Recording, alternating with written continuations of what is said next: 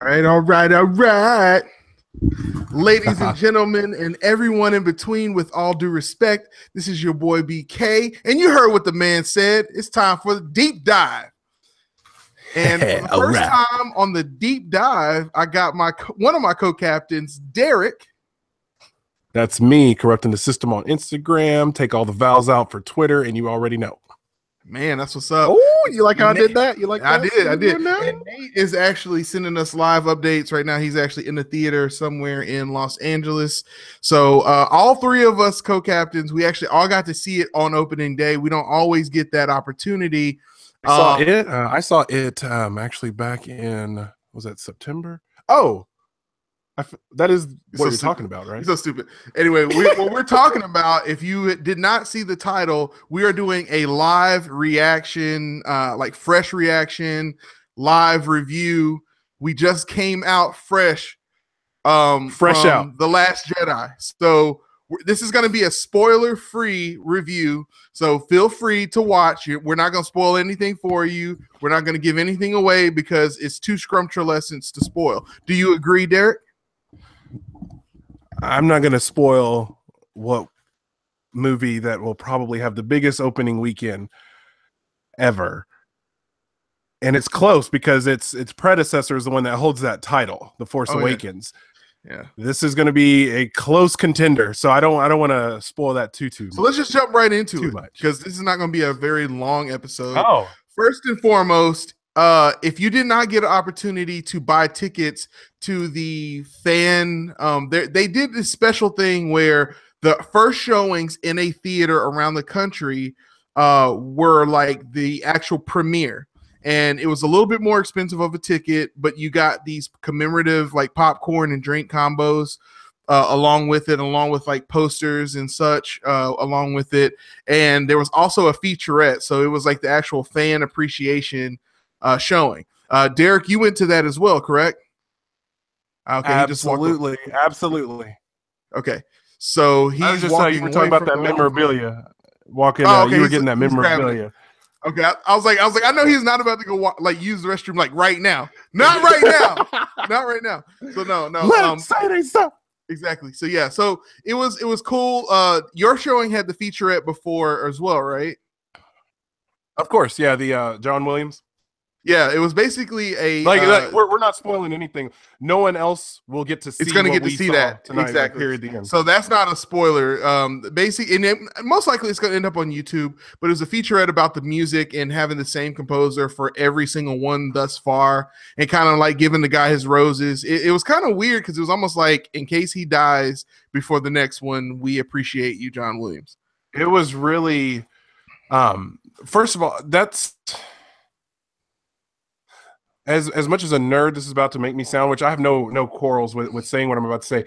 My favorite thing from all Star Wars franchises, besides, of course, the lightsaber sound, is John Williams. John Williams and Hans Zimmer are my two favorite modern-day composers. And to see the side-by-sides of him back in 76 standing before where he was even aghast that he could compile the London Symphony Orchestra to play his music, just to see that, and then to see it all nearly 40 years later, that was really emotional. That was really emotional. Yeah. And speaking of emotional, now Derek, tell me how yours was. But in Atlanta, those fan appreciation ones happened. Like I did it at a Regal, so it was in the RPX and it was in 3D. Which I'm not a big 3D fan, but you had to watch it in 3D. What about yours? Mine was at an AMC. In IMAX. Okay, so yours is IMAX. Okay, so we 3D. Got two different. Nice. So we have two different perspectives. One from the 3D RPX, and then one from the IMAX. And so, what was it like to see Avengers, the Avengers trailer on a screen that's 100 feet wide? When the second I saw team, I go like this. I gave the Tiger Woods.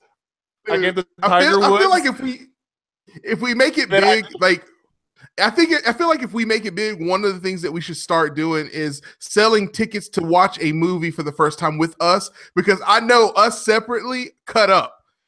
Like, what did you do after the trailer played? I will say the second Thanos showed up, I hit that dead ass. I need them stones. And what I did, as soon as the trailer was over with, I got up in the middle of my row and said, all right, I'm done. That's all I need. Y'all enjoy the movie. That is all I need. Enjoy the movie. Yes. Yeah, so that was what, and then it was time.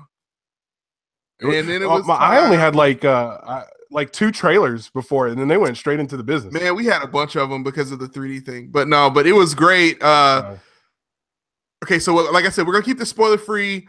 If you, one thing that people are concerned about is if you were one of those people who said, man, the Force Awakens was like a rehash of old stuff. It was fun to watch. It was its own standalone movie, but it covered a lot of ground and didn't really further the lore much other than introducing some characters. This, Derek, this was, you had, of course, the obvious themes, the similar parallels. There were a few lines that were literally straight out of Star Wars, like obviously there were true. But as we were curious before on our quotes, this was not a parallel to Empire Strikes Back. I had Empire Strikes Back vibes, but this was not an exact parallel. This was its own. It was its own movie. It was its own movie. Heavily borrowed from the franchise, but when you have something like this, you have to. And I really appreciate that they came out with Rogue One in between this one, because a lot of the themes from Rogue One are in this, and you have to be introduced to some ideas before you get there. This is not going to spoil anything, but the idea of that there are casualties in war and that people do die. Like, people forget that Star Wars is an actual war. Like amongst the Jedi are cool, you know, the Sith are cool, but the war is what this is all about. And everyone is a soldier. The corruption. Yes. And the war. I am about corruption. Exactly. So it's about corruption. Sorry, go ahead. So when someone dies in this film, or they get hurt really, really bad, you feel it. Like, you're like, okay, we're losing real people, not fake, like, made up people. And that's something that was weird, because in the original Star Wars film, when fighter pilots got blown up, I didn't really feel like they were dying. You didn't care. But in this one, just wanted to see a fact. When you watch the firefights, what was that? The firefights that happen, it's the business. It's the knees of the bees, if you will. Yes, those beautiful knees, if you say that. Moving further along, Leia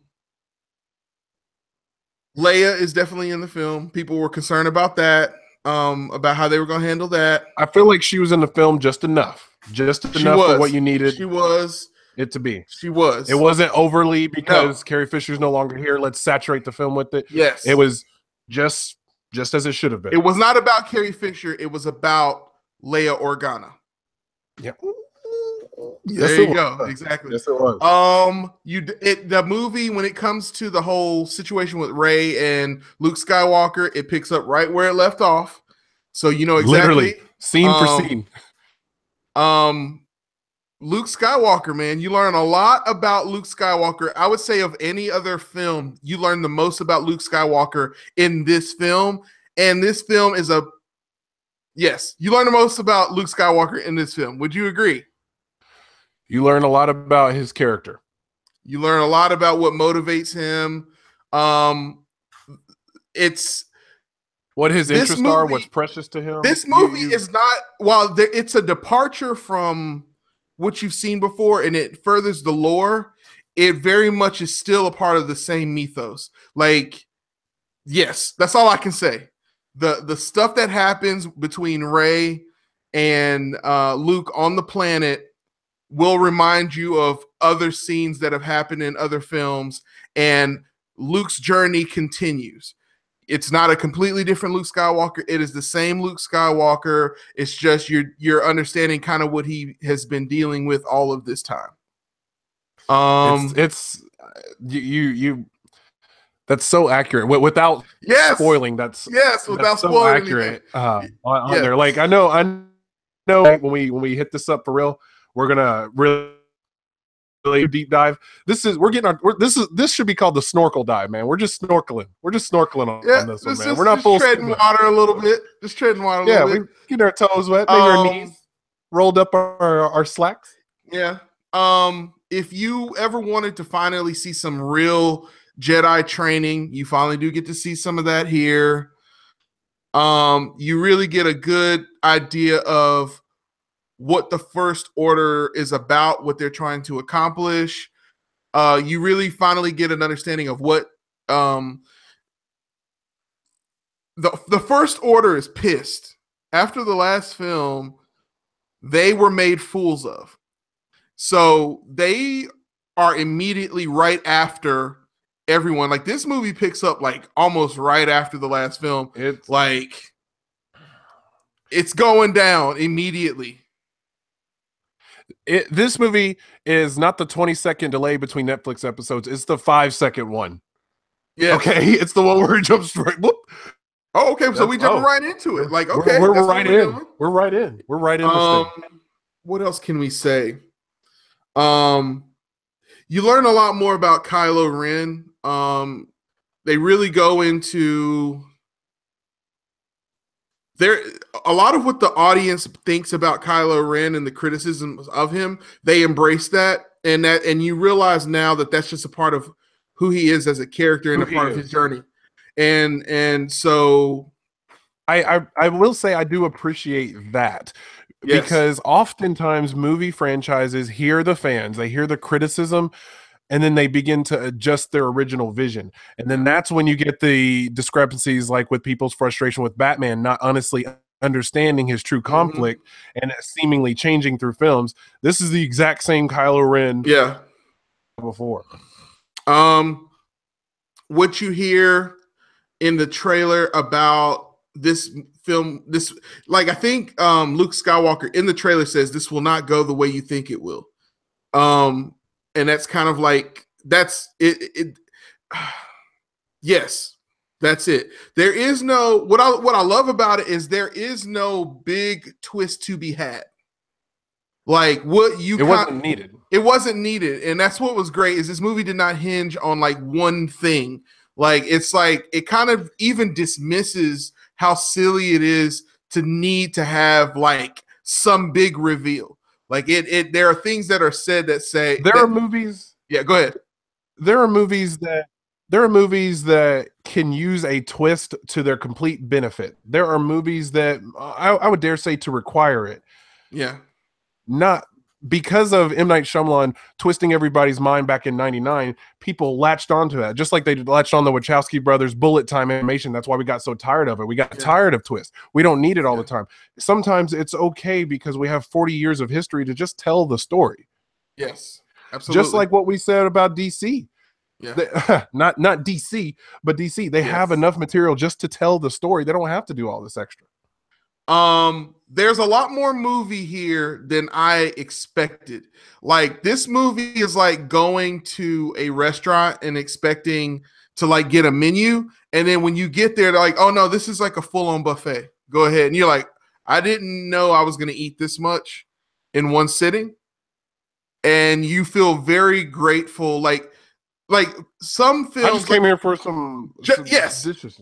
Like Justice League, the biggest criticism of Justice League is you're like, man, that movie could have been longer. I feel like I didn't get enough. In this one, there's a part in the movie, there's at least a couple of times in the movie I'm like, oh, they're going to do that now? Oh, I expected a cliffhanger at this moment, and it's going down now? Okay, let's do it. Yeah. Derek is looking into the camera deep. He knows exactly what I'm saying. I was like, the credits are about to come up right now. Just prepare yourself there. Don't even fall for this business. You've seen it before. You know. Oh, it's going down. Oh, it's going down now. Okay. I'm putting cases on all you suckers. It's all you, man.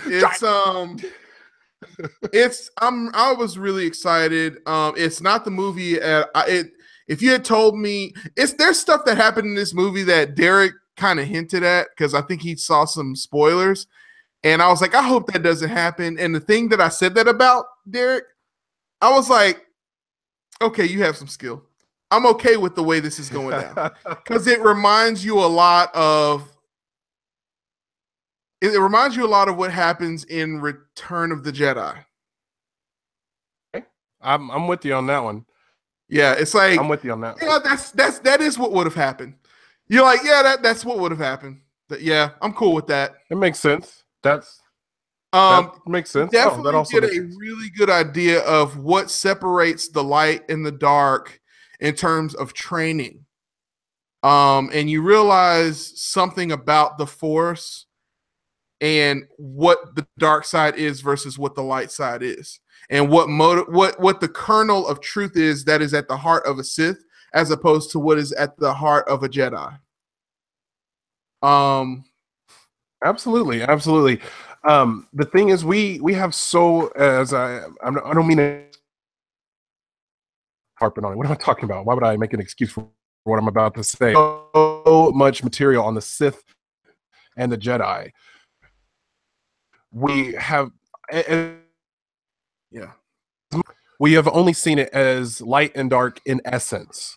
Mm-hmm. There is a line in here that is said by a character where it's like, what is this? It's this. That's what you think it is, but it's not. And we've all thought it throughout every single one, but but it makes perfect sense. It's one of those, the most simplistic answer was the right answer because that's just how it should be. That's how it would be. And you realize that the reason why the Sith have always had an issue within their own religion and why the Jedi have always had an issue within their order, why there's always been failure in either path.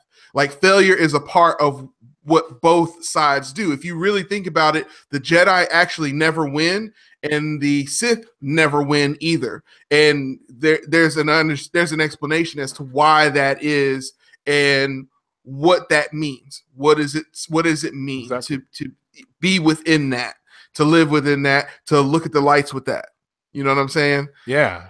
Sometimes you got to walk with that. You got to look at the lights with that. My final thoughts, Derek. You take it off. I've been doing most of the talking. You you're good, man. Final thoughts on this. Whatever you are expecting, whatever you're wanting, just know that to be the element of, why was this? I would have done this. What's the explanation for this? That's always going to be a part of pretty much any movie experience you're going to have. And when it comes to something like this, you need to make sure you have proper expectations, just like I've said on our podcast so many times with tied to comic book movies. Taking a comic book and turning it into a movie is a lengthy, intelligent, painstaking process. To take a franchise as hallowed as Star Wars and to continue making film was a bold move on Disney's part. They've had a lot of success. They've continued to go ahead and be that monopoly conglomerate, as we saw this week, but we'll save that for another podcast. Keep in mind, there's always going to be the aspect type of power and energy on the screen that is going to either leave you wanting more, it's going to leave you dissatisfied, or it's going to leave you completely satisfied. You can't make a sweeping declaration on any aspect of it because everyone's opinion is going to be their own. I know there's going to be people that go out and watch this and they're going to hate it.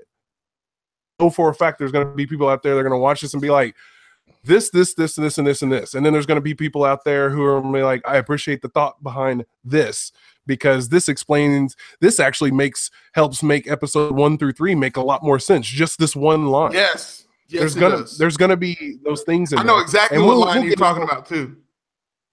Yes, there is definitely that explains Mace Windu's death.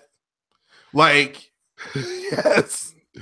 Thanks. Basically, it's like this. This is what we've all been thinking, or she said what we all been thinking, or why Yoda was getting his ass kicked by Palpatine. There's a little kernel that said, "Oh, that's why. This is why," and it's something that I've always said about the Jedi Order in episodes 1 through 3, and people don't really, Anyway, long story short, if you don't like this movie, something is wrong with you. I think that I'm definitely gonna watch it again with some other people and talk about it some Is there more. something wrong with me? Oh, No. something must be wrong with you. Something. Is there something wrong with me, or do I have a complete, solid, hearty, logical argument ready for Monday night? I'm interested to hear what that is. I don't know. I don't even know. What am I talking about? Who knows? If you hated this movie, we're gonna have a definite. We're gonna fight, bro. We're gonna fight on Monday. Fight me. Hate is always a powerful word, but I would always just say there's as corrupting the system brand grows, asking why is a powerful question. Asking somebody why 6 times usually gets you to the root of the question or the root of their thoughts. Is that I want to ask my co-captains. I definitely have some whys. Yeah, we definitely and some X and Z's. And if you are, this is the perfect movie to watch on a day where net neutrality took a huge hit. On a day where it was announced that Disney is exactly who we thought they were, and Sony let them off the hook. And man, and I mean, it's just scrumptious. So if you want to hear more about this film, if you want to hear more about the Disney buyout and what that means, if you want to hear more about net neutrality, listen to us. We will have a podcast out on, we'll do a live Monday night, and then we'll have on Tuesday morning, the podcast will drop.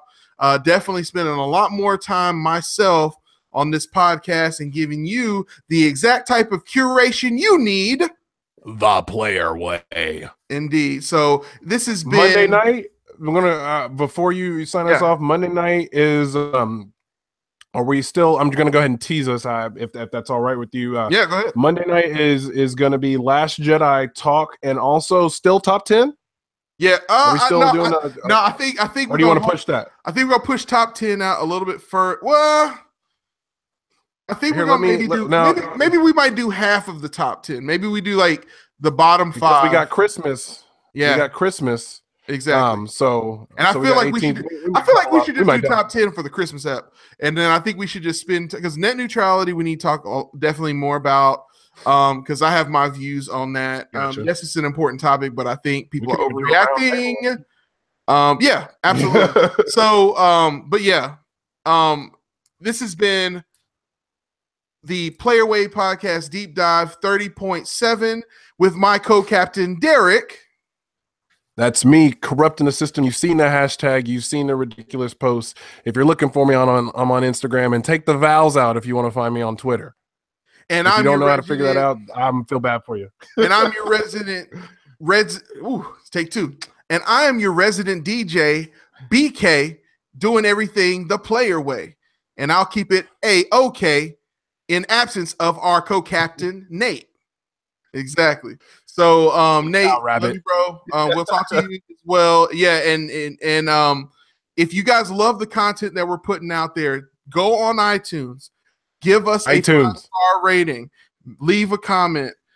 We are trying to maintain that top 10 film, and we're trying to make that crossover top 200 list. So the comments, the listens, the views are going to help us, and it's only going to help you out because you want to be the person that says, "Yo, we were there." Out hipster into the player way before it was cool for everybody else to be in there. So, that's right. Yeah. So anyway, the bandwagon is only so big, and it's going to be leaving pretty soon. But no matter what path we decide to ride that bandwagon down or streets we decide to follow, we're going to make sure we're doing that shit the player way. We'll holler at you guys next week. Thanks, Derek. We'll talk to you, man. All right, man. You got it.